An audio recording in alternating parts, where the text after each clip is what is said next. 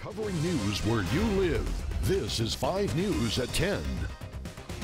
With Christmas just days away, many of you will be traveling to see loved ones for the Christmas holiday. We'll tell you what you need to know before you hit the road, including national gas prices dropping below $2 for the first time since 2009. Good evening, I'm Dylan Thomas. Darren and Caitlin have the evening off. A 3-hour-long standoff in Springdale is over after police say the suspect ran away from police last night. Police say Prince Fondren refused to exit a home in Springdale this evening after police attempted to serve a warrant for his arrest. Fondren, who was recently released from prison, was wanted for fleeing from police Sunday night, and police say they ended up having to use tear gas in order to force Fondren out of the home. He faces the charges from the warrant as well as a felony violation of probation. Also making headlines tonight, a proposal to create a wind farm in Elm Springs is on hold after an application to rezone the land was withdrawn. 5 News reporter Esther Catro was at the City Council meeting tonight where they discussed the rezoning application. The proposal to create a wind farm in Elm Springs has been raising a lot of controversy. Now in March, there will be a public vote on whether this land is annexed into Elm Springs. If the city wins that vote, the land will go back to Washington County and the Planning Commission would have oversight on the project. Well, developing tonight, a controversial post catching local attention on Facebook. It shows a man and a woman in traditional Muslim dress escorted out of Central Mall in Fort Smith. Now, the couple is accused of videotaping inside, which is against the mall's policy. Alan and Daphne Crawford say they weren't recording until an officer approached them, and they say it was just an audio recording. As the couple was escorted out, pictures were taken, and many on Facebook say they feel the mall was a target of a threat. The couple addressed those comments today. Police have not confirmed a threat of any kind planned at the mall. The couple says they are now planning on moving out of this area. Closer to home, police in Clarksville are on the hunt for a person of interest after a deadly stabbing over the weekend. The suspect wanted for questioning is Rainier Barreras. They say he's a heavy-set man and is in his mid-30s, and he may be driving a black 2012 Ford Taurus with Kentucky license plates. Investigators say the stabbing happened around 8 Saturday night. Police say the victim is a man in his early 30s, and police do not know what led to that stabbing. Meanwhile, 36-year-old Jeremy Doss Hardy, the man who police say is connected to that shooting rampage along Interstate 40 last week, is charged with 2 counts of first-degree murder. Police say officers responded after witnesses reported a shooting along the highway. The calls to OHP indicated a road rage scenario with a man shooting at vehicles. 2 people were killed, and police say Hardy was also charged with driving under the influence of alcohol. A bond for Hardy was denied. Well, by this time tomorrow, we could be seeing a round of severe weather. Chief Meteorologist Garrett Lewis joins us now with a first look at our forecast. All right, Garrett, thanks. According to TripAdvisor survey, 33% of Americans are traveling for Christmas. 5 News reporter Laura Simon joins us live with more on how low gas prices are benefiting people heading in and out of town.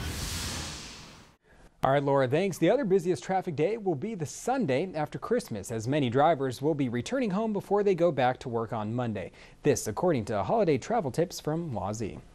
Well, AAA says the nation's average price of gas has dropped below $2 per gallon for the first time since 2009. The low prices are a gift for drivers this holiday season, and for many, that extra money means more cash to spend. AAA estimates Americans have saved $115 billion on gas this year compared to 2014. That's about $550 for every U.S. driver. That extra spending is good news for retailers during the final days of the holiday shopping season. Americans will likely continue to have extra spending money. Gas prices are expected to stay low through January.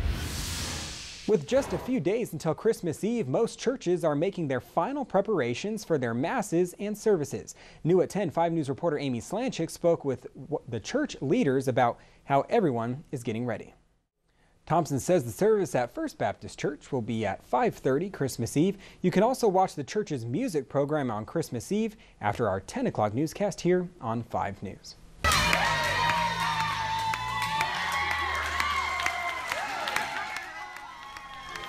Children within the Van Buren Housing Authority received a new bicycle tonight. Over $4,000 were raised from the community. A total of 96 bikes were given away to children ages 5 and up. Those under the age of 5 received a gift from Santa. And these are pictures from the Shop with a Cop event in Siloam Springs today. Kids were able to pick out different items they wanted for Christmas, all on the officer's dime. The shopping took place at a local Walmart in Siloam Springs. Well, a World War II veteran from Fort Smith was awarded a Bronze Star today for his service in the military. Congressman Steve Womack was there to present the medal to Staff Sergeant J. Lynn Hughes this morning at the Sebastian County Courthouse. Staff Sergeant Hughes says the day after he graduated high school, he went into the service. He was deployed to France with 178 other men in the 70th Infantry Division. He will be turning 90 years old next month. And today was the shortest day of the year, and it's followed by the longest night. Details on this right after this break. You're watching 5 News, the most watched local news at 10. Today, the Army Corps of Engineers ordered a release of water at Beaver Lake Dam. It's a rare time for this to be happening as the dam gates are open in December, but the lake manager says they had to open them because of a scheduled maintenance performed on one of the dam's turbines. Dam operations have opened 2 gates and has attracted people from all over to see these releases. Officials warn that all of the rainfall could leave a lot of debris. Right now, engineers are looking to keep the gates open on the turbine and then turn on a generator to let it take over from that point. Meanwhile, all 18 gates at Keystone Dam are scheduled to open on Wednesday. And you may not be seeing any snow where you live, but folks in New York are getting a real taste of the winter. This is video out of Boonville, New York. You can see snow on the highways, folks shoveling and even playing in the snow. Forecasters say parts of that area saw a couple of inches of snow this past weekend. Today is the shortest day of the year, and it will be followed by the longest night. The first day of winter in the northern hemisphere begins late tonight in the U.S. It is the moment when the northern hemisphere is tilted farthest from the sun. The Northeast finally got its first snowy blast of the season this past weekend, but above average temperatures are expected to return this week just in time for a green Christmas. Much of the country has experienced unusually warm temperatures for December. That's on the heels of the warmest autumn on record. You can blame it on the El Nino weather phenomenon. Nice and warm out there today here in Arkansas, but could we see any severe weather this week? Garrett joins us now with a full look at our forecast. And here we are at the end of the year with another big rain event to wrap up 2015 towards the end of the month with possibly another 3 to 5 inches of rain. Yeah, we're going to see the colder temperatures north of the tunnel, but the severe weather possibilities on the south, right? It looks like it, yeah. Mainly south of Fort Smith and particularly getting closer to Mena, southeast Oklahoma. That's where the severe weather risk will be highest. We'll keep our eyes out for it. Thanks, Garrett. Well, 3 girls who were saved by a 15-year-old boy who dove in front of them to shield them during a shooting are speaking out.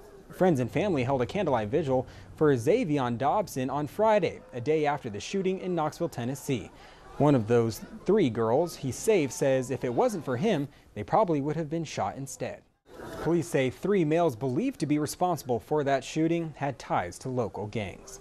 Now to a story that's the hot topic on social media today. Steve Harvey is at the center of a mix-up that has a lot of people cringing. While hosting Miss Universe, Harvey named Miss Columbia as the pageant's winner when that wasn't actually the case. Harvey apologized again on Twitter, saying he feels terrible about the error. Well, coming up in sports, a closer look at the connection between 2 coaches in the Liberty Bowl and how deep their bond really goes. When's it going to snow here? I don't know. It doesn't look like it's anywhere on the long-range model, so we'll have to wait a little bit longer before we see some snow. I'm pretty sure all of our holiday travelers are perfectly okay with that, Garrett. I think so, at least locally. If you're headed west on I-40 around Amarillo, there'll probably be some problems there, I imagine, this weekend. All right, Garrett, thanks. And thanks for joining us tonight. We'll see you as you wake up with 5 News tomorrow morning. The news is always on at 5newsonline.com.